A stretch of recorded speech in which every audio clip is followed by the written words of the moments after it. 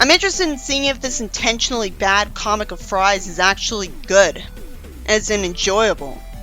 It starts by ripping off Superman's origin story, where a planet's about to blow up for no logical reason. You'd think if the aliens on it were that futuristic, they would have been able to prevent their planet from blowing up. But it is unique that it's a planet where everyone's a superhero. It's weird that the narration says one time and not once upon a time though. Nobody would make that mistake. The dialogue of Fry's parents in this comic is stilted. Then the comic rips off Batman's origin story too. I don't see why a theater would be hard to draw. It's just squares. It looks like Fry doesn't want the comic to have a tone that takes itself too seriously, because if he did, he wouldn't draw the eyes of those people as X's. Their dialogue is stilted too, and so is Fry's. Fry went on to become a scientist who had an accident with a gas bomb because I guess he was just that careless. The term super scientist sounds silly because it's not a term in real life. For some reason, Fry calls the stink gas gamma rays. So it's creative that gamma rays were made to take a form like that. He wouldn't call out for the police for help though, because it's obvious they wouldn't be able to hear him or help him. Fry would only write that as a joke. The gamma rays rip off the Hulk's backstory, and that radiation magically made a huge spider out of thin air that stung him, even though spiders are acknowledged not to have stingers. It's creative that it has a stinger. The words "except this one did" are redundant. The only reason that spider would show up is if a witch working the lab made it. So this spider rips off Spider-Man's origin story. It also makes me wonder how Fry survived this since it's giant. So I have to assume someone rushed into the room with a weapon to immediately defeat the spider. The spider's sting magically caused him to get Wolverine claws, which he uses on a regular old cardboard box for a surprising joke. The box contained magic bracelets, a lasso, and a tiara. I thought Super Baby was supposed to be Fry because he looks like him. But then I see someone who looks a lot more like Fry get handed the package by Super Baby because it's not Super Baby's package. But then it's confusing that it's Fry's package because it's got magic bracelets. It's a lot to take in. Why would he tell Super Baby he's a mild-mannered delivery boy? Also, Super Baby wouldn't keep the name Super Baby or be called that after he stops being a baby because that caused him to get made fun of.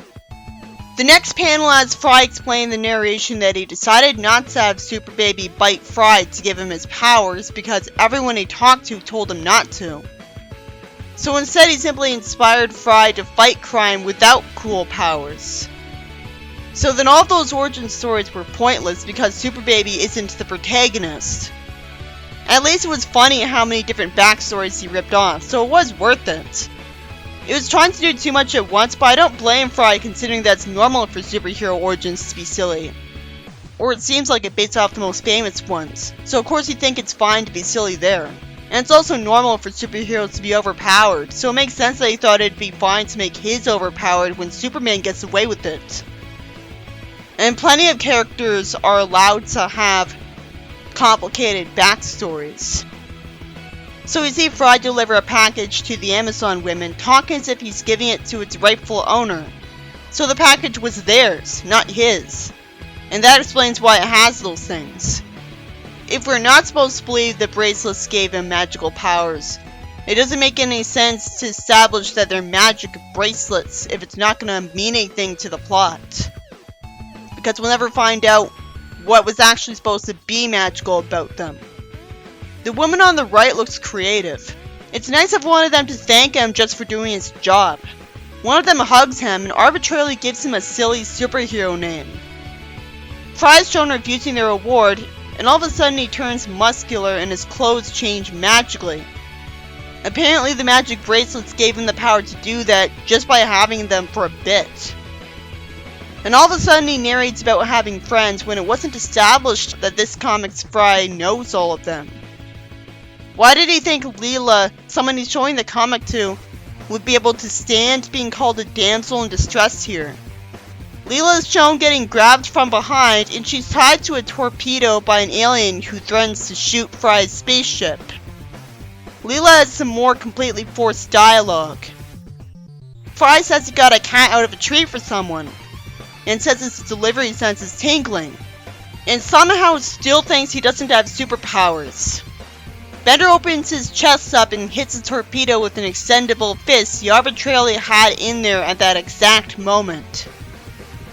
So anyone who reads the comic without knowing that he's a kleptomaniac might be confused. Fry has some more stilted dialogue congratulating him. It'd be easier to say that most of the dialogue is wooden. Bender disappears. The narration calls Leela a ripoff of the name Lois Lane. Fry cries, and then surprisingly immediately finds out Bender's back. So this could only happen if he reformed himself from a pile of nanobot goo he was reduced to. Fry somehow says it taught him that emotions can be as powerful as powers. This doesn't make it quite clear enough that we're supposed to think his crying is what saved him. Because it doesn't make any sense, and nobody ever says that. It almost instantly skips to Fry confronting the bad guy, so I have to assume him getting to him literally was as simple as him piloting the spaceship to his and going into it. A meteor conveniently crashes through the spaceship and lands on him, so Fry gets to enjoy kissing Leela. But then the bad guy instantly gets up, lifting the meteor, and turns out to be a robot. There's no reason he'd say the same thing Bender did. It's already a stretch that he and Bender don't think of themselves as alive. Why doesn't Fry just punch him already? I guess he assumes he'd only hurt his hand because the alien's skin is so tough. Fry throws Bender in front of the shot laser because he knows he'll be fine. Bender lands on the alien and kills him in a surprisingly gory way that's thankfully not so bad after all because he's got green blood. He still didn't need any considering that he's a robot. What took him so long to land? It's not like he was thrown directly upwards. So how did he land on him directly? I guess he landed on him because of the magical effect of the laser that hit him. Leela calls him her hero. None of them are horrified at the sight of this. It's unusually great writing for superhero fiction that simply killed off its villain instead of putting him in jail, causing me to not care about the victory because I know he'll be out of it later. Instead, the hero's actually competent. It's fine to write this because he didn't show any potential to become a sympathetic character and be valuable to any other character, and it looks like he already did everything it'd be in character for him to do. If that wasn't the case, it'd be lazy writing. The nature of the comic makes it seem like there'd always be more villains just like him to replace him right afterwards. So it's no loss. I was never told why the bad guy wants to do his plan. But there are crazy people in real life who'll do something just to spite someone else. There's some uneventful comic space after this where Scruffy finds a fake mustache on the floor for no reason and throws it over his shoulder. Fry tells him reading can be fun because he complained that he hates reading. I'm just confused that he's trying to teach any lessons.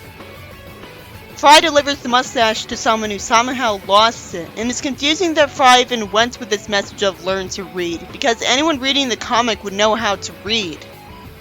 So it's brilliant that the writer of the episode chose the funniest possible lesson for him to teach. Since that's the joke. I know Fry's supposed to be an idiot, but that doesn't mean literally any mistake he makes is believable. This was written by Patrick M. Veron, and it's on the Volume 5 DVD for Futurama. This is very flawed, but it's all for the sake of trying to be funny, and it's really charming either way because of that. So I still liked it. The only thing keeping it from being good is that the dialogue is usually forced. It was interesting how the bad guy was dealt with at the end. Fry took advantage of something he learned from earlier in the story, using Chekhov's gun.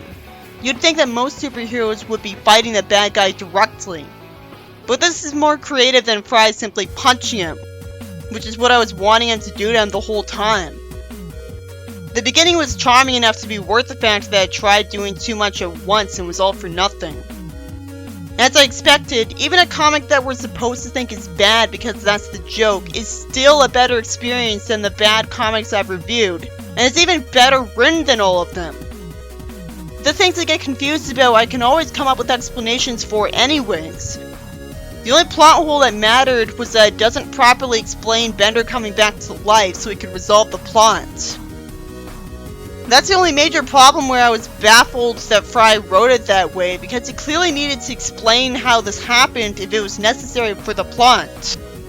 It's not like the plot only happens because one of the main characters was impossibly stupid.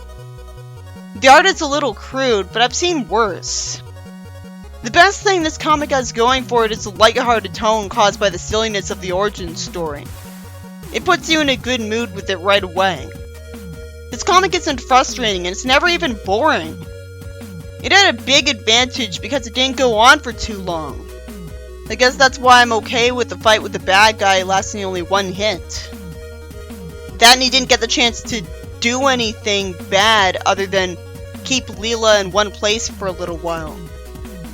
I don't say why it's rare for the comic I care about to be written to have a lot of charm and fast pacing, and have the stories know when to end. If this writer thinks Fry can do it on the first try,